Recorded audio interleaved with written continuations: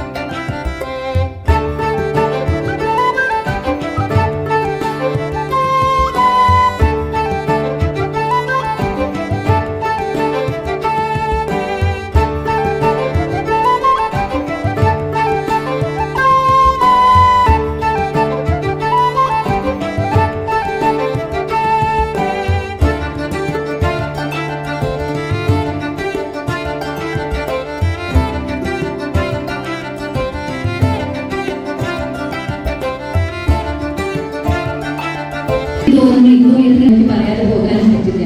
ഈ ഒരു സ്കൂളിൽ നിറഞ്ഞു നിൽക്കുന്ന ഒരു പോസിറ്റീവ് വൈബ്സ് മൊമെന്റ് ആയിരുന്നു.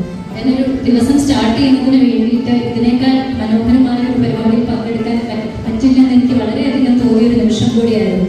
അതുകൊണ്ട് തന്നെ ഈ ഒരു നിങ്ങളെല്ലാവരും ആദരിക്കപ്പെടുന്ന ഈ ഒരു നിമിഷത്തിൽ എന്നെ ഇവിടെ അതിഥിയായി ക്ഷണിച്ചതിനുള്ള എൻ്റെ സന്തോഷവും